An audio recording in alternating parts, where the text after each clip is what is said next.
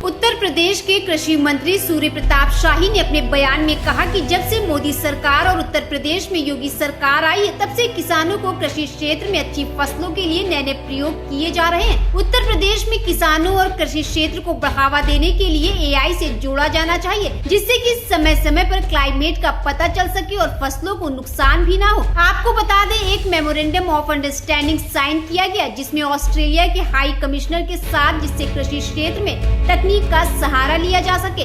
उत्तर प्रदेश के कृषि मंत्री Surya Pratap Shahi, agriculture foreign trade मंत्री दिनेश प्रताप सिंह, अनिल राजभर, लेबर और अपॉइंटमेंट मंत्री के साथ तमाम गणमान्य लोग मौजूद रहे। इसका आयोजन किया गया।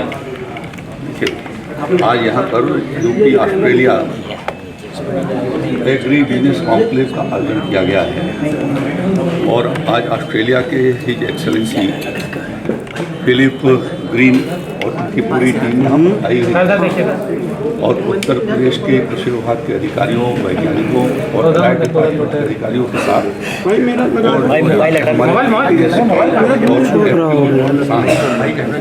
के बीच में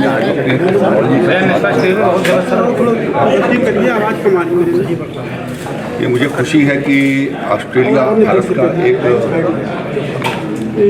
मित्रवत साझेदार है और पिछले वर्षों में भारत और ऑस्ट्रेलिया का व्यवसाय का दायरा काफ़ी बढ़ा है और उत्तर प्रदेश के लिए ये प्रसन्नता है कि ऑस्ट्रेलिया का हाई कमिश्नर फरवरी महीने में आए थे और फिर 6 महीने के भीतर उत्तर प्रदेश में आए हैं। ये इस बात को साबित करता है कि ऑस्ट्रेलिया उत्तर प्रदेश के साथ मिलकर के काम करने के लिए इच्छुक है। इसके लिए मैं वहाँ की सरकार को और भारत सरकार को धन्यवाद देता हूँ कि उन्होंने उनको आने का क्लियरेंस प्रदान किया। हम लोग इस बात की कोशिश कर रहे हैं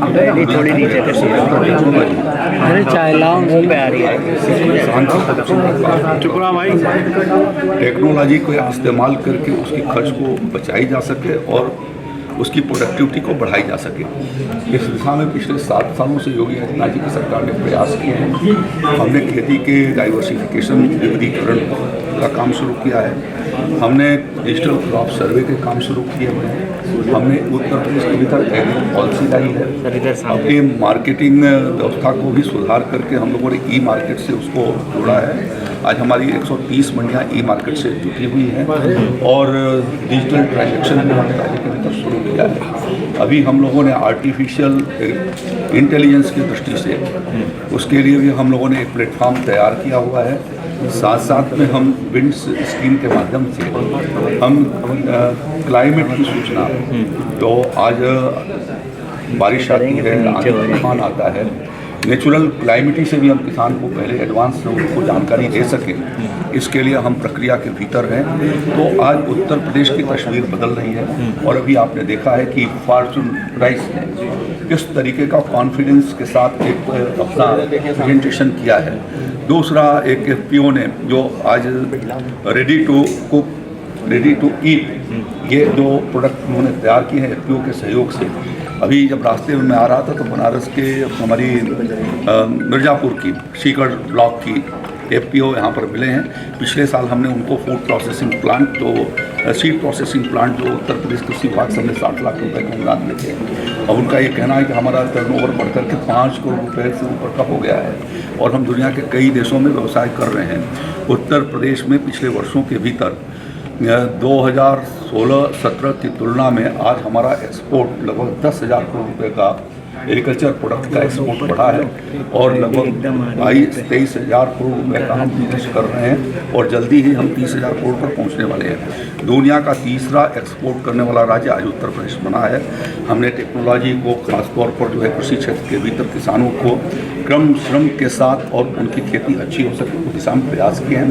आज का ये कॉन्क्लेव जो हम उत्तर प्रदेश के भीतर कर रहे हैं, तो हमारी टेक्नोलॉजी, हमारे अनुभव, हमारे एक्सपीरियंस और जो ऑस्ट्रेलिया ने किया है उनके एक्सपीरियंस, उनके रिसर्च, इन दोनों का मिल करके हम आगे के दिनों में बातचीत करने वाले हैं।